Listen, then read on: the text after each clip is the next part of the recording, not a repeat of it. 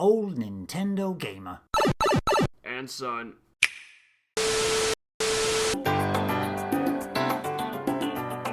Right, then I have been playing. I got one of my contacts on Twitter who is in touch with Dragus Games. They've been dropping indie games left, right and centre on the Switch. Dropped me another code for Colourful Colore. Colourful spelt with the American omitting the U there, unfortunately. So whenever I was typing it up on Old Nintendo Gamer and Son, I was getting errors for spelling, and it's quite annoying, spelling colourful without a U. But this is a 2D puzzle platforming game, as if it's from the side on. The background is basically all black, and then there's the level itself is drawn with lines around the place. Very, very vibrant neon colours. 3 colours, yellow, green and red. And you start off at the beginning of every level, and it's quite difficult actually to see where you are in the level when you start. But by moving your D-pad, or I prefer the D-pad on this because it's 4-directional movement, and all you have to do is move in a direction, you move there, and then you stop. So you if you're a red block, you can move in a direction to land on another red block.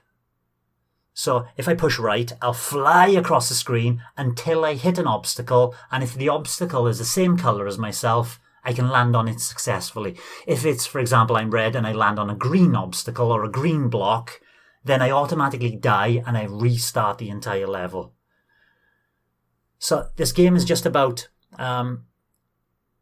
manipulating yourself around these maze-like levels and environments to get to the end point.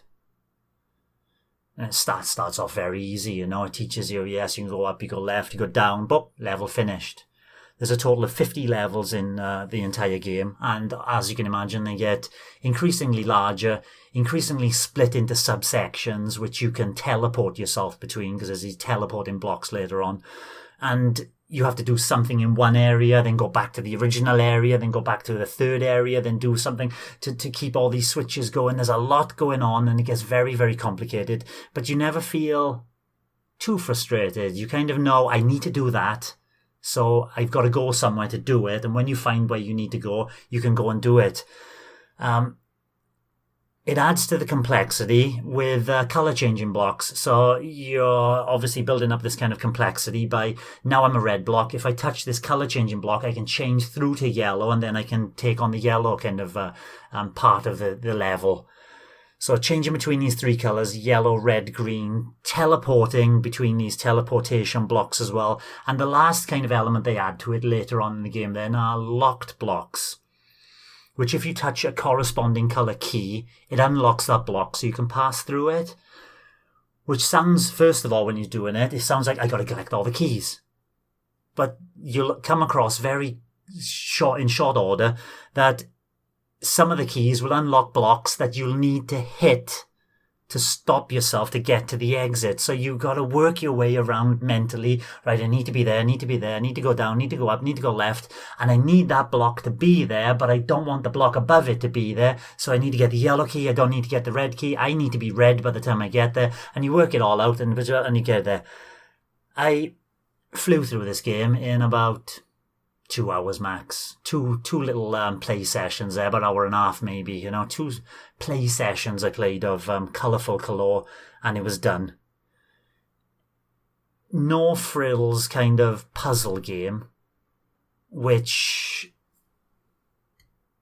is not that challenging until you get to about level 40. Then it gets a little bit frustrating, and then it's over. It's a weird little game which is very, very cheap on the eShop anyway. I think it's $1.99 to pick up. But I find it very hard to recommend it if you're not liking puzzle games of this kind of slide puzzles, which I know Greg would absolutely hate this game because of it. Well, actually, I'm watching it as you're talking about it there, and it kind of looks okay, but like, I can imagine, like you say, when it gets to level 40 or whatever, it probably will get like very irritating.